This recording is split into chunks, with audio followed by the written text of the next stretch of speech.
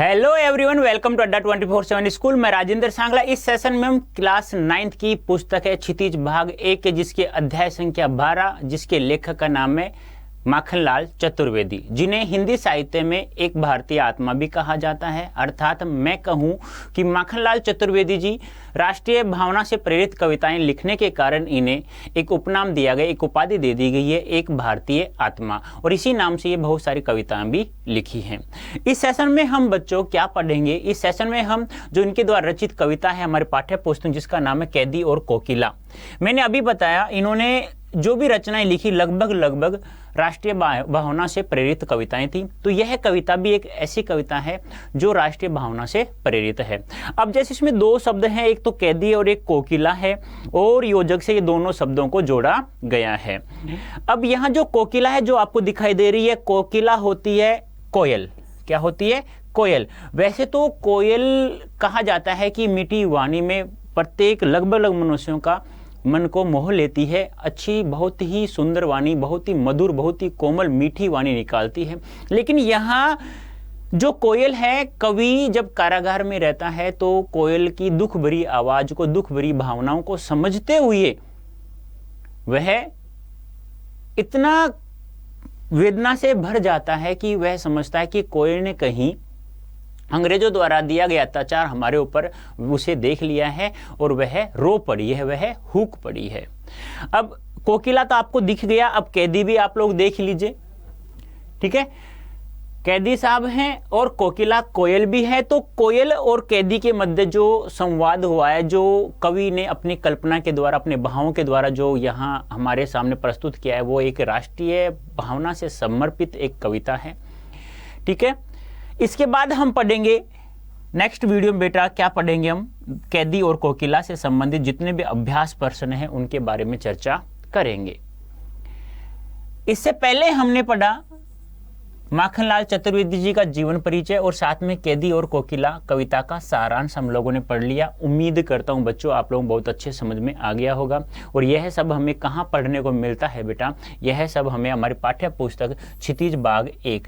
तो ध्यान रखना बेटा, कक्षा 9th है, पुस्तक का नाम क्षितिज भाग 1 है, अध्याय संख्या 12 है, जिसके लेखक का नाम क्या है? माखनलाल चतुर्वेदी। यदि अब आप लोगों से पूछ लिया जाए कैदी और कोकिला, कैदी और कोकिला के लेखक कौन है बेटा, या ये ऐसे तस्वीर देख करके पूछ लिया जाए कि बताइए निम्नलिखित में से तस्वीर किसकी है, 4-5 तस्वीर देख करके पूछ लिया जाता है काफी बार एग्जाम में, तो बताइए किसकी है? कैदी और कोकिला के लेखक कौन है, ऐसे पूछ लिया जाए तो कौन है बेटा? माखनलाल चतुर्वेदी। कौन है? माखनलाल चतुर्वेदी। तो ये आप लोगों को पता होना चाहिए। ठीक है, कौन है भी? माखनलाल चतुर्वेदी जी। ठीक है, कोई दिक्कत है यहाँ तक?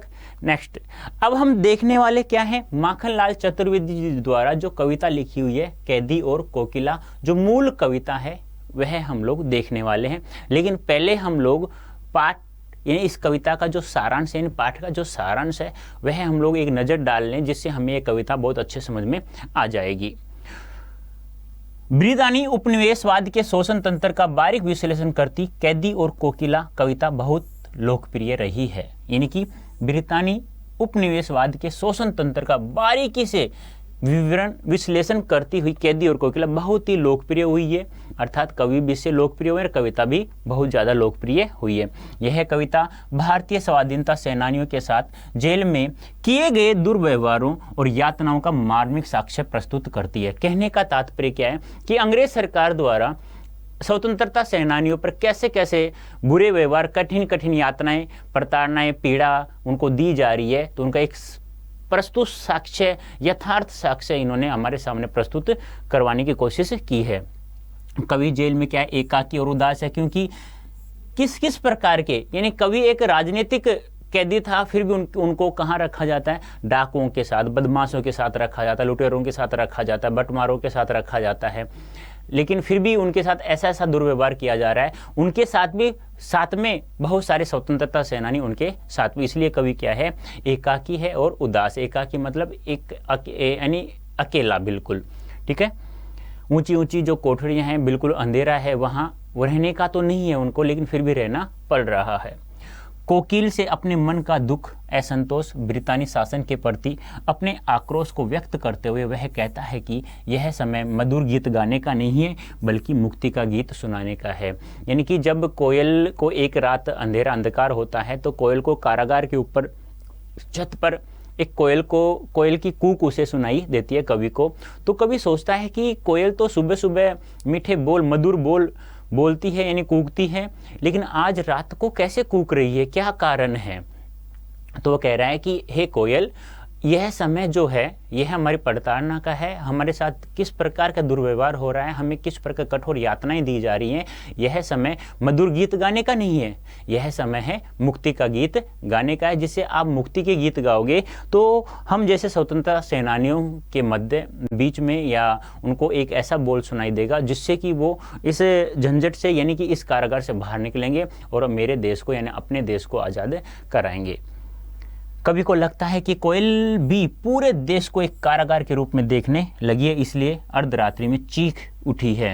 यानी कि ऐसा लगता है कि कोयल ने भी हमारे ऊपर जो यातनाएं दी जा रही हैं, जो प्रताड़नाएं दी जा रही है, हमें जो पीड़ाएं दी जा रही है, कहीं कोयल ने उसे देख लिया है ऊपर से और उसे वह पूरे संसार को, पूरी दुनिया को एक कारागार के रूप में देख रही है, इसलिए वह चीख उठी है, इसलिए वह रो पड़ी है।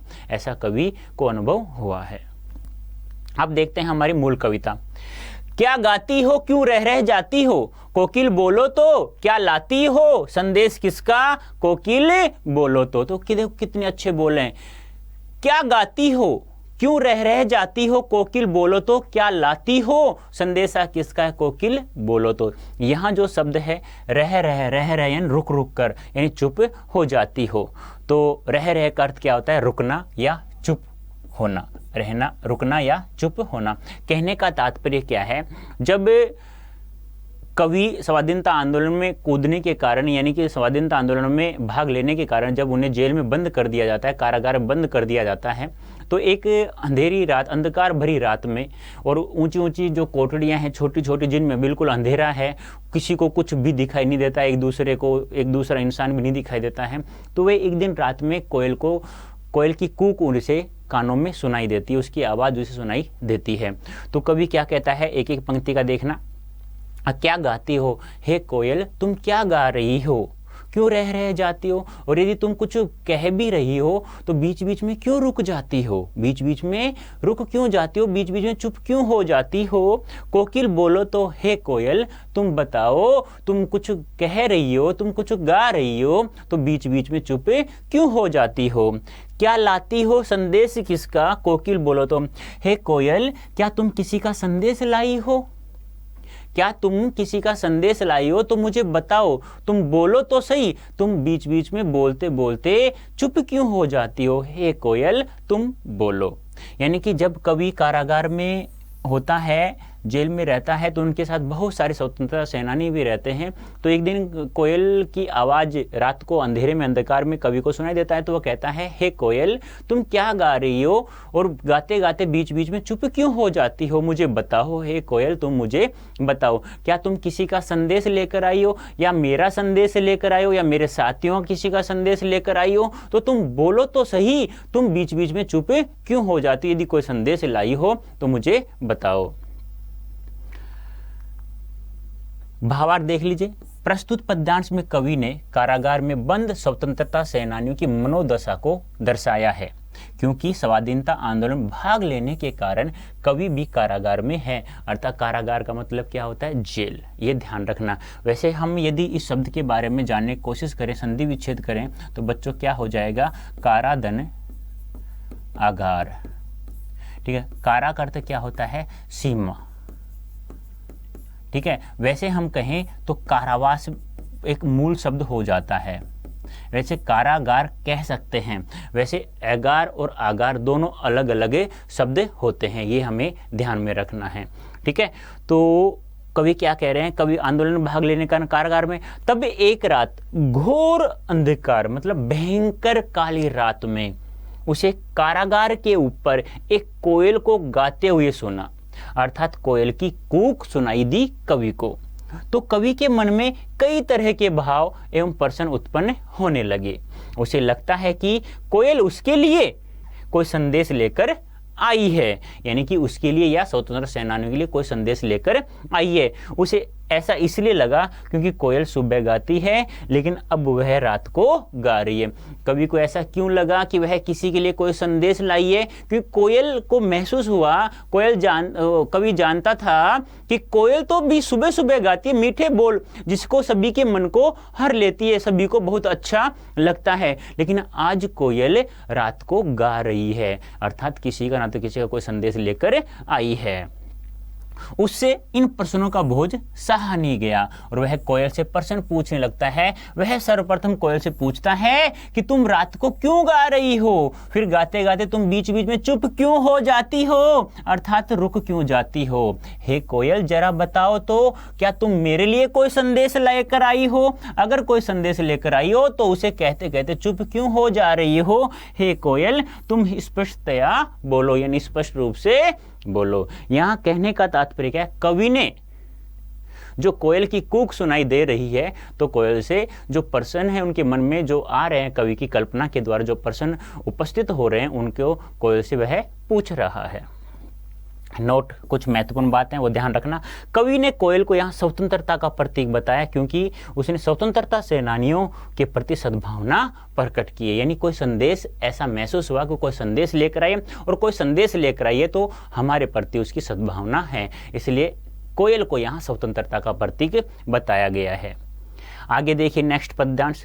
ऊंची काली दीवारों के घेरे में, डाकू चोरों बटमारों के डेरे में, जीने को देते नहीं पेट भर खाना, मरने भी देते नहीं तड़प रह जाना। क्या कह रहे हैं? ऊंची काली दीवारों के घेरे में, डाकू चोरों बटमारों के डेरे में, जीने को देते नहीं पेट भर खाना, मरने भी देते नहीं तड़पे रह जाना। यानी कि यहाँ जो बेटा बटमारो है, बटमारो क्या होता है? लुटेरा कहते हैं। क्या कहते हैं? लुटेरे जो होते हैं, लुटेरे यानी कि यात्रियों को लूटने वाले, यानी रास्ते में जो यात्री जाते हैं ना, यात्रियों को लूटने वाले, और उसे हम क्या कहेंगे? लुटेरे, है ना? लूटने, यात्रियों को लूटने वाले, लूटने वाले, थोड़ा ध्यान रखना भी, यात्रियों को लूटने वाले, यात्रियों को लूटने वाले, ठीक है। डेरे में यानी कि वह स्थान जहां वो रह रहे हैं, वो जो रह रहे हैं। जीने को देते नहीं पेट भर खाना, मरने भी देते नहीं तड़प रह जाना। देख लीजिए एक बार शब्दार्थ देख लीजिए आप लोग एक बार। बटमारो, बटमारो क्या होता है? लुटेरो, या रास्ते में यात्रियों को लूट लेने वाला, यानी बटमारो क्या होता है? लुटेरो, या रास्ते में यात्रियों को लूट लेने वाला क्या कहलाता है? लुटेरा कहलाता है। डेरे में रहने का स्थान, यानी कि डेरे में क्या होता है? रहने का स्थान। कहने का क्या तात्पर्य है यहाँ पे? कहने का तात्पर्य है कि वह स्थान जहां लोग रहते हैं। अब समझिए कि शब्द का अर्थ। ऊंची काली दीवारों के घेरे में, कवि कह रहा है कि हम लोगों को ऐसे स्थान पर रखा गया है जो ऊंची ऊंची दीवारें हैं, जो बिल्कुल ऊंची ऊंची दीवारें, और साथ में ही वो उनमें इतना अंधेरा है कि आसपास भी कोई, यदि सामने भी कोई आ जाता है तो वह दिखाई नहीं देता है। यानी कि वो दीवारें कैसी हैं? बिल्कुल ऊंची ऊंची हैं और वहां पर कुछ भी दिखाई नहीं देता, केवल अंधेरा ही अंधेरा दिखाई देता है। डाकू चोरों बटमारों के डेरे में, और हमें किनके साथ रखा हुआ है? डाकुओं के साथ, चोरों के साथ, लुटेरों के साथ रखा हुआ है। ऐसा स्थान जहां हमें ऐसे स्थानों पर नहीं रखना चाहिए, ऐसे लोगों के साथ नहीं रखना चाहिए। फिर अंग्रेज सरकार का जो शासन है वह कितना नीच है, कितना गिरा हुआ है। हम एक राजनीतिक कवि थे, एक राजनीतिक कैदी थे, तो हमें इनके साथ नहीं रखना चाहिए था, फिर भी हमें इनके साथ उनको रख रहे हैं और हमें इनके साथ रहना पड़ रहा है। जीने को देते नहीं पेट भर खाना, और हमें जीने के लिए ये पेट भर खाना भी नहीं देते हैं, और ना ही हमें मरने देते हैं तड़प रह जाना।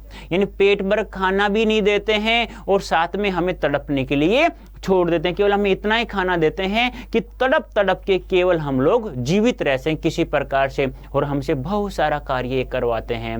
यानी कि इतना जुल्म तो आज तक मैंने ना कभी देखा है, लेकिन आज हमारे साथ, इन स्वतंत्रता सेनानियों के साथ ये अंग्रेज सरकार कर रही है, क्योंकि इनका उद्देश्य यही है। इनका जो अंग्रेज सरकार है, इनका उद्देश्य यही है। तो कोयल से कह रहा है कि हे कोयल, हम जहां रह रहे हैं उन ऊंची ऊंची दीवारों के मध्य केवल क्या छा रहा है, अंधेरा छा रहा है, केवल अंधकार अंधकार है। और तू भी रात में कूक रही है, तू भी रात को बोल रही है। हे कोयल, हमें जहां पर एक सुरक्षित स्थान पर रखना चाहिए, अकेले रखना चाहिए, हमें स्वतंत्रता सेनानियों के साथ रखना चाहिए, लेकिन ये लोग, ये अंग्रेज सरकार हमें कहाँ रख रही है? डाकू चोरों लुटेरों के साथ। उनका स्थान जहाँ होता है उनको रखने का, वहीं उनके साथ हमें रखा जा रहा है। और हमें जीने को देते नहीं, पेट भर खाना। और हमें पूर्ण रूप से यदि अच्छे से जीना भी हो तो पेट भर करके खाना भी नहीं दे रहे हैं, मरने भी देते नहीं, तड़प रह जाना। और केवल हम इतना ही खाना देते हैं कि हम तड़प तड़प के जी रहे हैं, हमें मरने भी नहीं देते हैं। हे कोयल, मुझे ऐसा लगता है कि तू हमारे लिए कोई संदेश तो लाई है, लेकिन संदेश हमें सुनाने के बजाय तू बीच बीच में रुक जाती है, बीच बीच में चुप हो जाती है। हे कोयल, तू चुप क्यों हो जाती है? जो संदेश लाई है हमें बताओ। क्या तुमने हमारे ऊपर किए गए अत्याचार को देख लिया है इसलिए चुप हो गई हो, या अपने मन में की जो वेदना है वह हमें बताना नहीं चाहती हो? प्रस्तुत पंक्तियों में कवि ने अंग्रेजों के अत्याचार और उनके काले कारनामों को जनता के सामने प्रस्तुत करने की कोशिश की है। यानी कि अंग्रेजों का जो अत्याचार है, जो काले कारनामे, वो जनता के सामने प्रस्तुत करने की कोशिश की है। क्यों? क्योंकि जिस प्रकार से जहां उन्हें रखना चाहिए था वहां नहीं रख रहे हैं, और किसी अन्य स्थान पर रख रहे हैं जो जहां डाकू लुटेरे आदि रहते हैं वहां रख रहे हैं। कवि ने अपने और जेल में बंद अन्य स्वतंत्रता सेनानियों के साथ हो रहे अत्याचार के बारे में कोयल से कहता है कि उन्हें जेल के अंदर अंधकार में काली और ऊंची दीवारों के बीच डाकू चोर उचक्कों लुटेरों आदि के साथ रहना पड़ रहा है, जहां उनका कोई मान सम्मान नहीं है। यानी कि जहां हमें नहीं रहना चाहिए, जहां हमें नहीं रखना चाहिए, वो हमें वहां रख रहे हैं। अब हम क्या करें? हम जबरदस्ती भी नहीं कर सकते, जबरदस्ती करते हैं तो हमें कठोर कठोर यातनाएं पीड़ाएं दे रहे हैं। अब हम क्या करें? हम जबरदस्ती, हमें यहाँ रहना पड़ रहा है। तो कोयल से कहता है कि कोयल बताओ तुम क्या संदेश लेकर आई हो? कवि कहता है कि स्वतंत्रता सेनानियों के साथ इस तरह का बुरा व्यवहार नहीं किया जाना चाहिए। उन्हें जीने के लिए पेट भर भोजन नहीं दिया जाता है, और ना ही उन्हें मरने दिया जाता है। ना ही तो उन्हें पेट भर के खाना दिया जाता है, और ना ही उन्हें मरने दिया जा रहा है। यानी उन्हें तड़पा तड़पा कर जीवित रखा जा रहा है। इस प्रकार उनकी स्वतंत्रता पूरी तरह से छीन ली गई है, और उन्हें दिन रात कठोर यातनाएं दी जा रही हैं। कह रहा है कि एक कोयल, जब इस संसार में सारा संसार सो रहा है, इस अंधेरी रात में सारा संसार सो रहा है, जब तू बोल रही है रात को, इसका मतलब कोई ना तो कोई बात है, कोई ना तो कोई संदेश है, तो हमें बता नहीं रही है। कहीं तुमने ऐसा तो नहीं है जो हमारे साथ हो रही यातनाओं को नहीं देख लिया है? कहीं तुमने ऊपर से देख लिया है और उसको देखकर कहीं तुम हमारा संदेशा तो नहीं भूल गई हो? तो हमें कभी यहाँ अंग्रेज सरकार के प्रति जो उन्हें जो कार्य नहीं करना चाहिए था हमारे साथ, उनके प्रति एक कहते हैं ना कि हमारे सामने इस प्रकार प्रस्तुत कर रहा है कवि कि हमें भी ऐसा लग रहा है कि हम वहां हैं और हम इन चीजों को देख रहे हैं, इन यातनाओं को, इन पीड़ाओं को देख रहे हैं जो अंग्रेज सरकार द्वारा दी जा रही है। नेक्स्ट पद्यांश देखिए। जीवन पर अब दिन रात कड़ा पहरा है, जीवन पर अब दिन रात कड़ा पहरा है, शासन है या तम का प्रभाव गहरा है।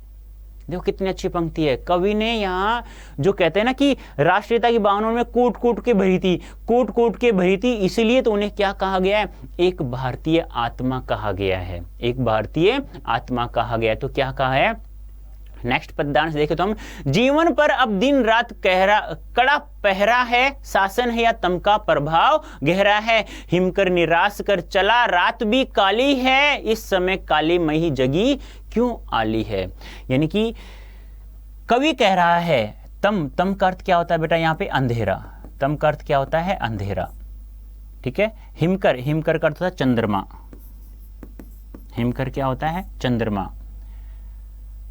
कालीमयी यानी अंधकारमयी, अंधकारमयी। जगी क्यों आली? आली होता है बेटा सखी। देखो दो शब्द ध्यान रखना, एक तो होता है अली, या मैं इसी को कह दूं दूसरे नाम से आली।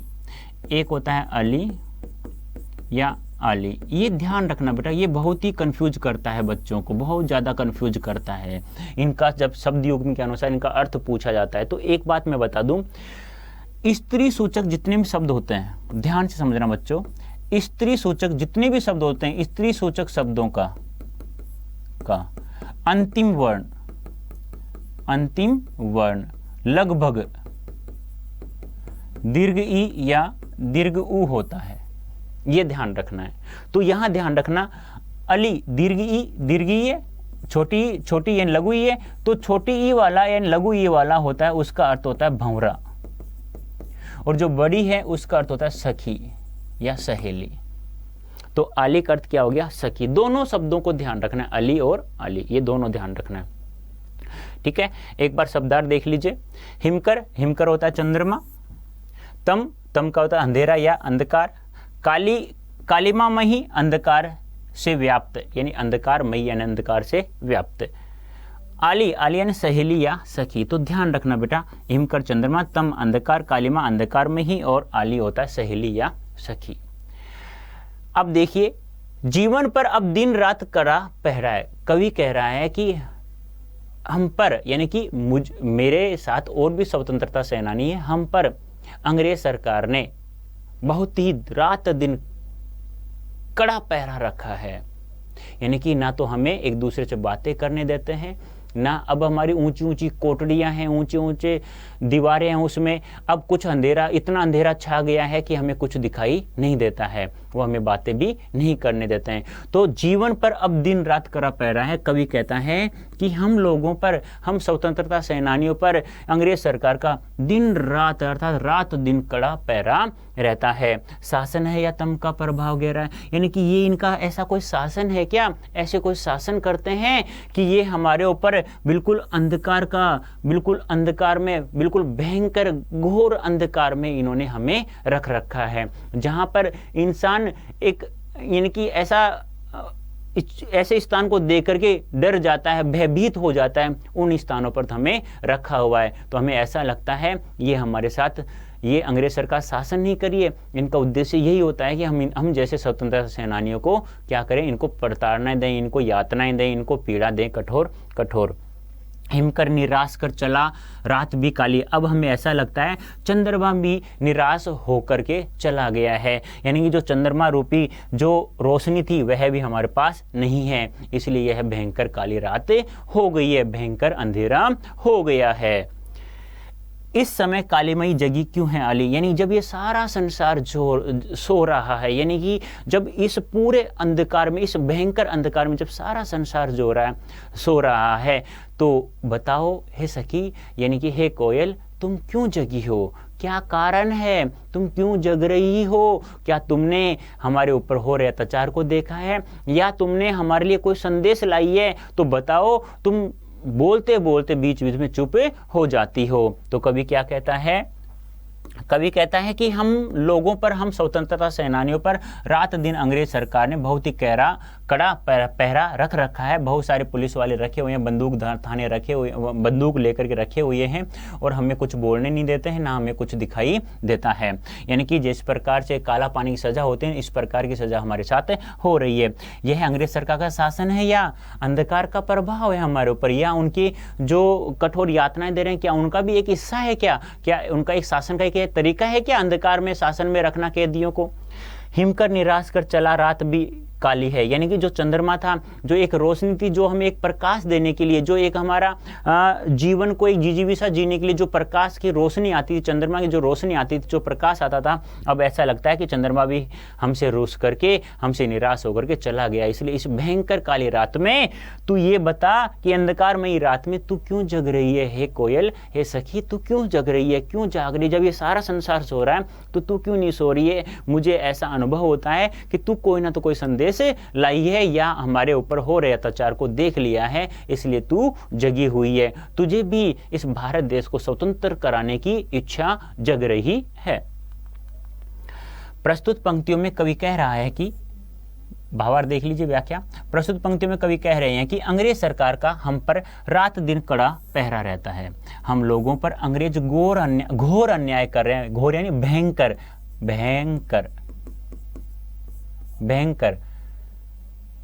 अन्याय कर रहे हैं, और अंग्रेजों के राज में स्वतंत्रता सेनानियों को आकाश में भी घोर अंधकार रूपी निराशा दिख रही है। स्वतंत्रता सेनानियों का आकाश में घोर अंधकार रूपी निराशा दिख रही है, जहां न्याय रूपी चंद्रमा का थोड़ा सा भी प्रकाश नहीं है। ऐसा लगता है चंद्रमा भी हमसे निराश हो गया है, जिससे हम काली रात में जी रहे हैं।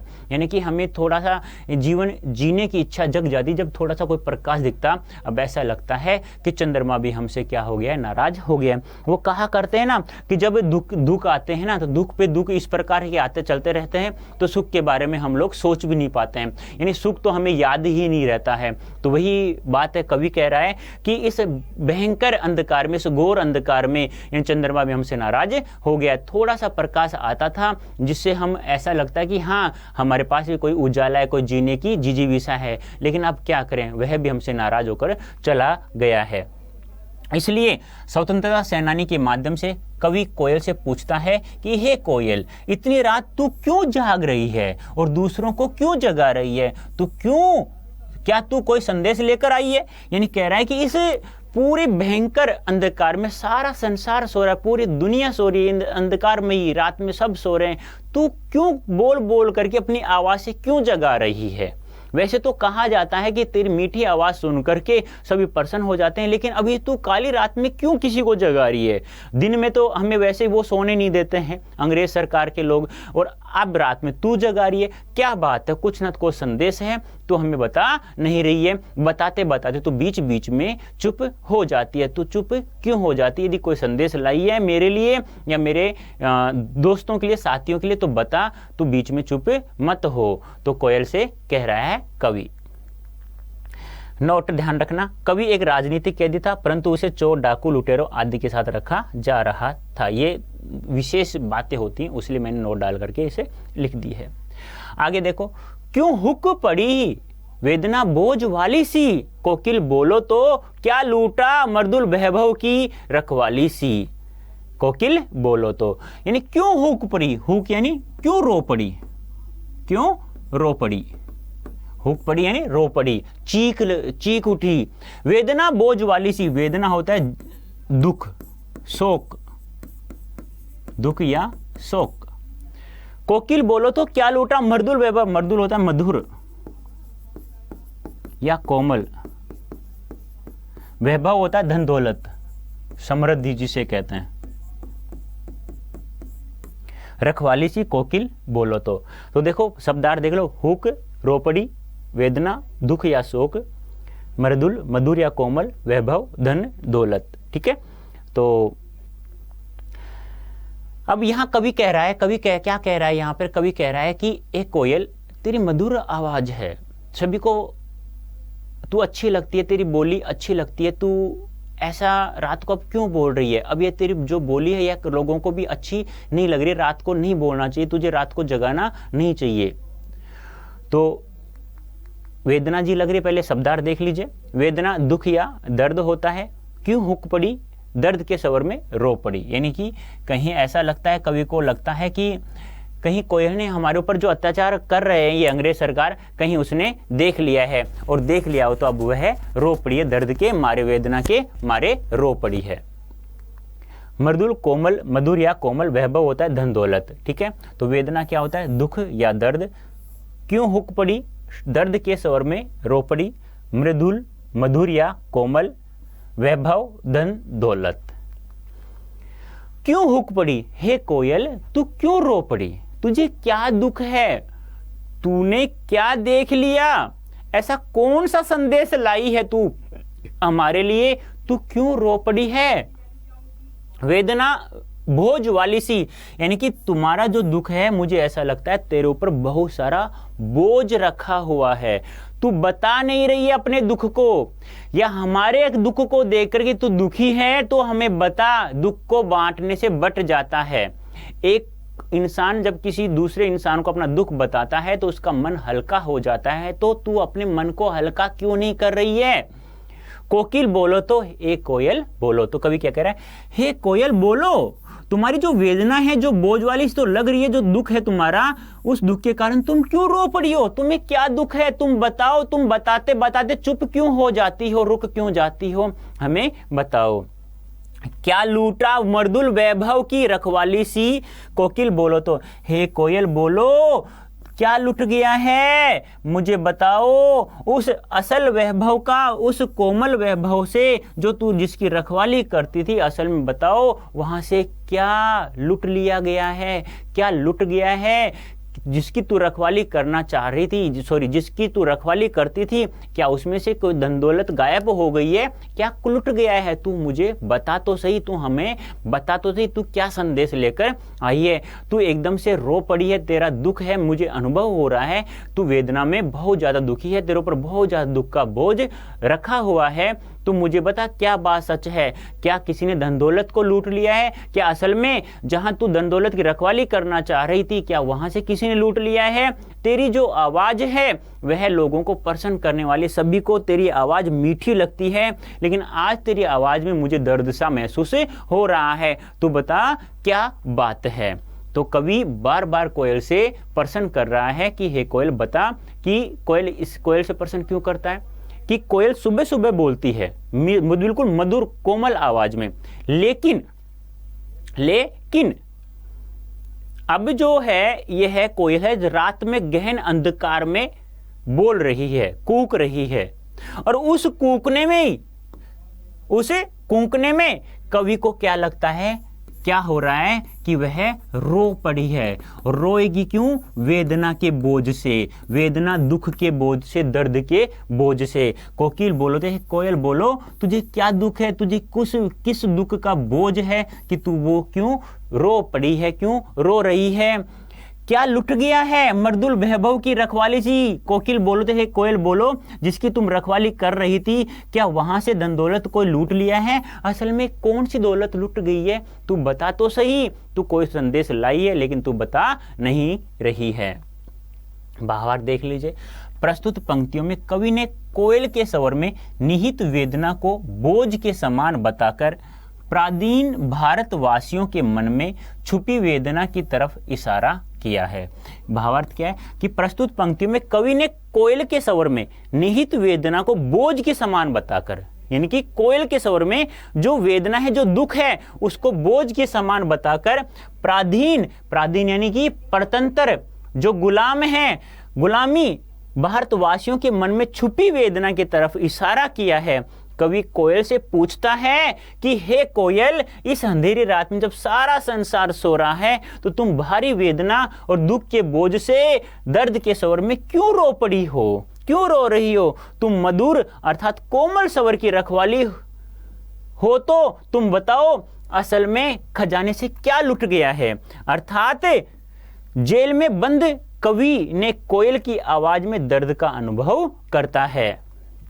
उसे ऐसा लगता है कि कोयल ने अंग्रेजों द्वारा किए जाने वाले अत्याचार को देख लिया है, इसलिए उसके कंठ से मीठी एवं मधुर ध्वनि की बजाय वेदना का स्वर निकल रहा है, दर्द का स्वर निकल रहा है, दुख का स्वर निकल रहा है, जिसमें कोयल के दर्द की हुक शामिल है। हुक यानी होता है दर्द का स्वर।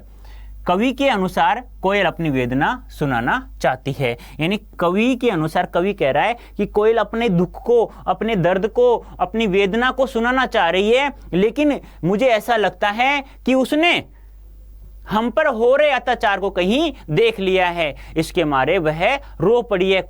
कुछ तो खुद का दर्द था, कोई संदेशा लेकर आई थी, और कुछ मुझे ऐसा लगता है कहीं उसने हमारे अत्याचार को, इस भयंकर अंधकार में रहने के कारण दिन में रात में जो अत्याचार कर रहे हैं अंग्रेज सरकार, कहीं मुझे ऐसा लगता है कि दोनों दुखों का बोझ उसके सर पर हो गया है। जहां से मधुर आवाज निकलती थी, जहां से मीठी आवाज निकलती थी, वहां से आज वेदना का स्वर क्यों सुनाई दे रहा है मुझे? हे कोयल, तुम बोलो, तुम कोई संदेश जरूर लेकर आई हो, तुम बीच बीच में चुप क्यों हो जाती हो? तो बताइए जल्दी से मुझे, यहां तक ये जो 4-5 पद हमने पढ़े आपको समझ में आया नहीं आया? एक बार मैं थोड़ा रिपीट कर देता हूं। कवि स्वाधीनता संग्राम में भाग लेने के कारण कवि को जेल में बंद कर दिया जाता है। तो जो ऊंची ऊंची कोठरियां थी, ऊंची ऊंची, जहां बिल्कुल ऊंची ऊंची दीवारें थी, जहां कुछ दिखाई नहीं था, बिल्कुल अंधकार था, तो वहां एक दिन रात को कोयल की आवाज सुनाई देती है उसे। अब सुनाई देती थी तो वो उसे लगता है कि ये कोयल दिन में जो रैनी सुबह सुबह अपनी मीठी आवाज से गाती है, तो वह आज रात को क्यों गा रही है, क्या कारण है? तो वह कहता है कोयल तुम बताओ, तुम क्या संदेश लाई हो, हमारे लिए कोई संदेश लाई तो बताओ, तुम बीच बीच में चुप क्यों हो जाती हो। फिर कवि कहता है कि हम राजनीतिक कैदी थे, हमें फिर भी डाकुओं के साथ रखा जा रहा, लुटेरों के साथ, डाकुओं के साथ, इन गंदे लोगों के साथ रखा जा रहा था। हमें पेट भर के खाना भी नहीं दिया जा रहा था, हमें बस इतना ही खाना दिया जा रहा था कि हम तड़प तड़प केवल जी सकें, अच्छे से नहीं जी सकें। फिर कवि कहता है कि हे कोयल बताओ क्या दुख है, तेरे जो बोल हैं, तेरे जो स्वर हैं, जहाँ पे मीठा स्वर निकलना चाहिए आज वेदना का स्वर निकल रहा है, तुझे क्या दुख है। कोयल तुम बोलते बोलते चुप क्यों हो जाती हो, तुम्हारे रोने का क्या कारण है, तुम ऐसा कौन सा संदेश लाई हो, कहीं ऐसा तो नहीं है हमारे ऊपर हो रहे अत्याचार को तुमने देख लिया हो जिससे संदेशा भूल गई हो और दुख के कारण तुम रो रही हो, बताओ तुम क्या संदेश लाई हो। तो उम्मीद करता हूं बच्चों ये जो पद थे कैदी और कोकिला के आप लोग बहुत अच्छे से समझ में आ गए होंगे, उम्मीद करता हूं ऐसा, क्योंकि मैं एक एक शब्द को 2 या 3 बार इसलिए रिपीट करता हूं कि मेरा उद्देश्य यही होता है बच्चों कि जितने समय पढ़ाऊं आप लोगों को याद हो जाए। तो इस सेशन बनने के लिए आप सभी का बहुत बहुत धन्यवाद। Thank you so much.